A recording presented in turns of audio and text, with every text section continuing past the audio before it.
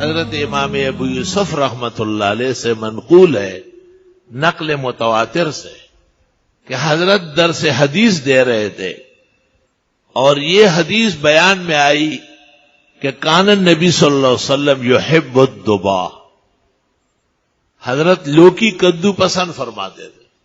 علماء کہتے ہیں لوکی دونوں طرح ہے، گول بھی ہے اور لمبا بھی ہے، دونوں ایک حکم میں ہے، ثابت ہے، اور بہت زیادہ پسند تھا.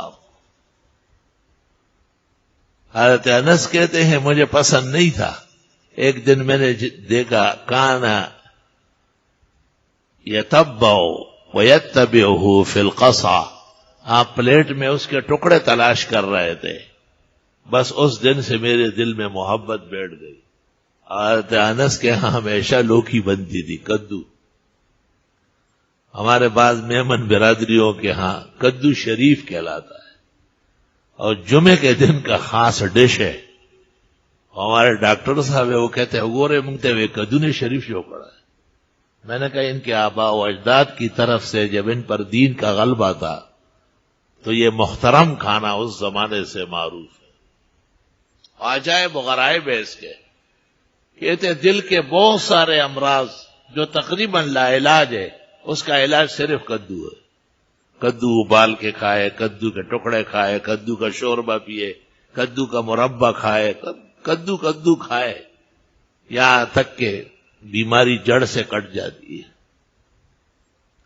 وہ ایک جاننے والا ایشیا کا سب سے ماہر قلب ڈاکٹر ہے.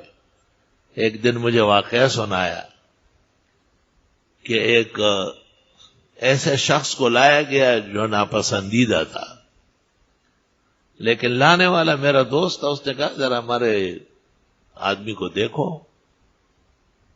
کہ میں نے دیکھا تو اس میں بظاہر کوئی چیز باقی نہیں تھی، بس چند دنوں میں دل فیل ہونے والا تھا. دل اس قدر کمزور ہو چکا تھا. میں نے دیکھا اور اس کے دلداری کے لیے کچھ دوائیاں لکھی. اس بیمار نے پوچھا کہ میں کیا کھاؤں؟ کہا میں نے کہا کدو کھائیں. کہا میرا خیال تھا کہ اب اس عمر میں آپ کیا مرغ بریان کھائیں گے اور بروس کھائیں گے. کہا 6-7 مہینے بعد مجھے سیکرٹری نے آ کے ایک پرچی پکڑوائی جو میری لکھی ہوئی تھی، اور میں نے پوچھا کہ یہ آدمی کہاں ہے؟ یہ تو مر چکا ہوگا. کہا نہیں، باہر بیٹھا ہوا ہے، خود آیا ہے. تو میں نے کہا بلاؤ. تو میں نے پوچھا حضرت طبیعت کیسی ہے؟ کہا آپ کے کدو شریف کھلایا. اس وقت سے آج تک کوئی چیز سوائے کدو شریف کے نہیں کھایا. کہا میرے اوپر میرے رونگٹے کھڑے ہو گئے. میں نے کہا لا الہ الا اللہ محمد رسول اللہم صلی وسلم علی النبی. کا میں نے کہا حضرت خصوصی مہربانی اللہ نے فرمائی. کہا آپ نے حکم دیا تھا کہ کدو شریف کھاؤ. اور بھی کئی بیماروں کو میں جانتا ہوں جن کی دل کی حالت اللہ رب العالمین نے اس معمولی سے غذا سے جو پیغمبر اسلام صلی اللہ علیہ وسلم کا پسندیدہ ہے، اس سے بہت فائدہ نصیب فرمایا ہے. امام ابو یوسف نے جب یہ حدیث پڑھائی کہ آن حضرت صلی اللہ علیہ وسلم کو بہت پسند تھا تو حاضرین میں سے لوگ مختلف ہوتے ہیں. عجیب عجیب طبیعتیں لوگوں کی ہوتی ہے، یہ بھی نہیں سمجھتے کہ یہ بات کرنے کی ہے یا نہیں. ان میں سے ایک نے کہا کہ وَلَكِنِّي لَا أُحِبُّ، مجھے تو پسند نہیں ہے.